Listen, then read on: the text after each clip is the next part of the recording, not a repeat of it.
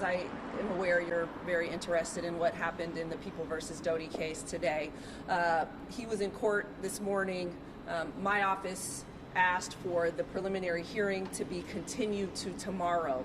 As I've expressed to you before, a defendant who is charged with a felony has a right to a preliminary hearing within 10 court days of their arraignment if they decide to move in a speedy fashion and exercise that right.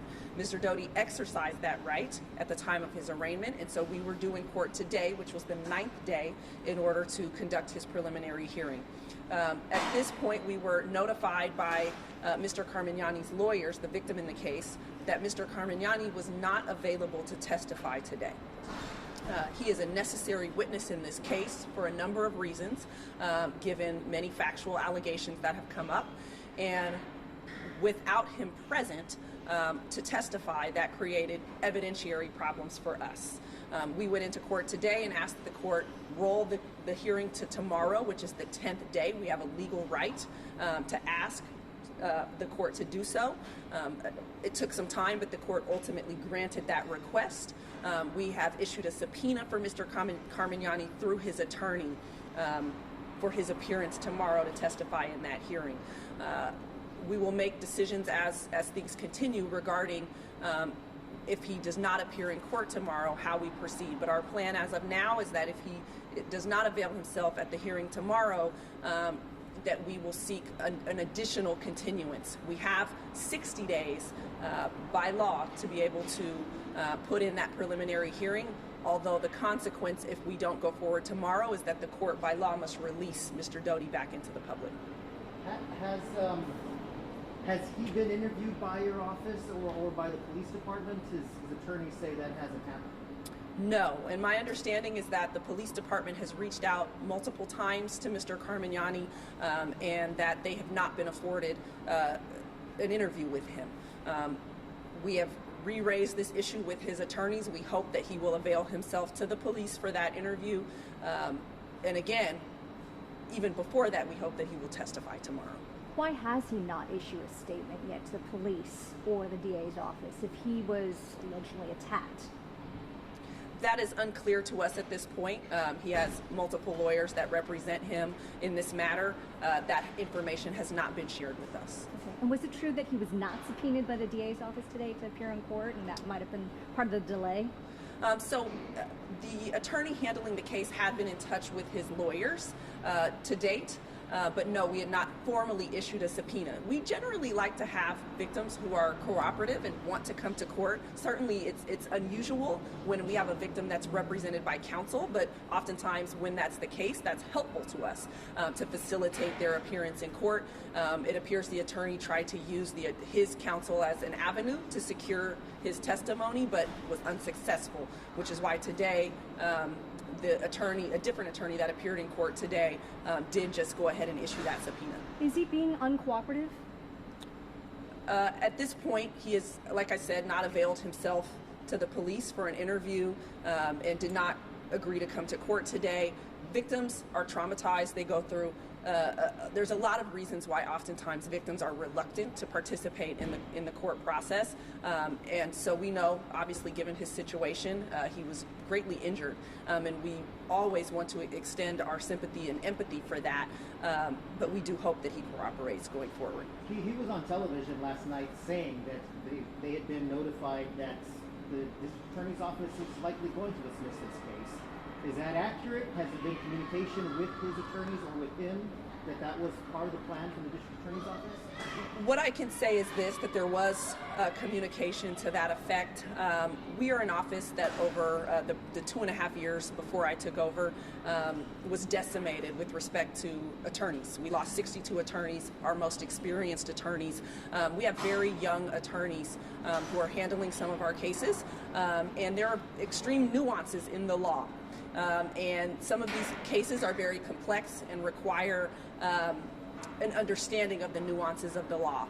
And so we have made sure that those who are involved in this case have an experience and an expertise to be able to make the critical decisions that we need to based on the law. Is that something that's now been up? You guys are not dropping this case? No. As I expressed, at this point, We need him to come and testify. We hope that he shows up tomorrow pursuant to the subpoena that was issued. If he does not, for any reason, we will continue to work with him to see if we can get him into court. But as a consequence of our inability to put in that hearing tomorrow, the court will have to release the defendant. What do you make of this new video that Justice Carmignani attacking another Right now, nothing has been submitted to our office from the police with respect to asking us to look at anything for charging purposes or the like. I have viewed a video, and right now it's simply an allegation of who it is, and so there's more investigation that needs to take place surrounding that.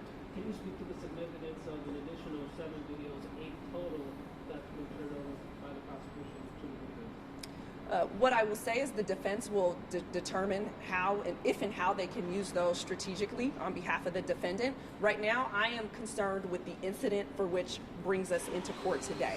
So that specific incident and what took place at that time. And so that is what's mainly relevant at this point. How complicated though those prior allegations of him involved in potential attacks? Does that complicate your case at all? What I will say is it may be evidence that the defense seeks to admit at a trial, ultimately, or even at a preliminary hearing. So it's something that we will have to potentially deal with. Again, whether or not we can prove that Mr. Doty is guilty comes down to the actions that took place at the time of this incident, not something before that. Hey guys, I want to flag time. We only have a few more minutes, so I want to make sure we get everyone in. I saw Brooks. Nora, did you have a question? Yeah. Okay, so we'll do Brooks, then Nora, and then we'll wrap up with the last question. Just curious, Brooke, did those 8 previous incidents, one being the one involving Mr. Doty, have any bearing on the thought of potentially dismissing the charges? At this time, we look at the single conduct involved in the incident for which we have received a case. That is what's at issue here, whether or not Mr. Doty committed a crime in this instance based on those facts alone. Of course, we always have victims, defendants who have different histories, and those may be relevant at certain times for different reasons. But at this point, we are only looking at the facts and circumstances that surrounded this incident. Just one follow-up.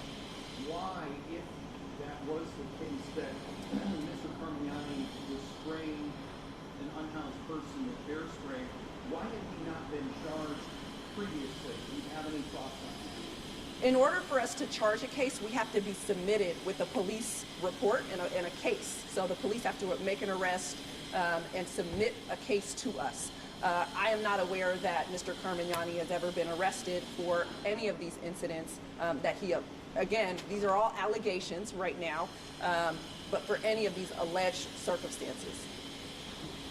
I apologize, I was late, so this might have been asked already, but your office apparently contacted Mr. Carmignani yesterday to say the charges would be dismissed. Then sometime around 7 o'clock, his lawyer is saying that you contacted them again to say, oh no, actually, it's back on. What changed between those hours?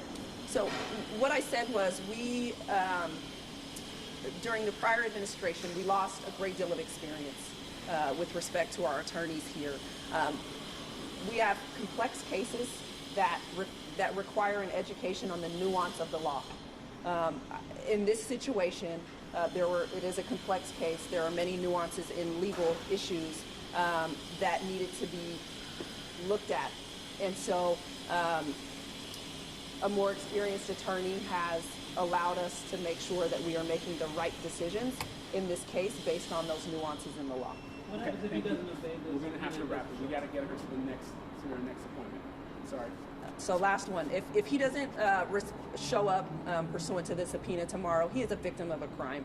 We don't ask for people to be arrested and brought into court if they are the victims of a crime, certainly violent crime in this fashion. We will continue to work with him through his lawyers to see if we can persuade him to come in.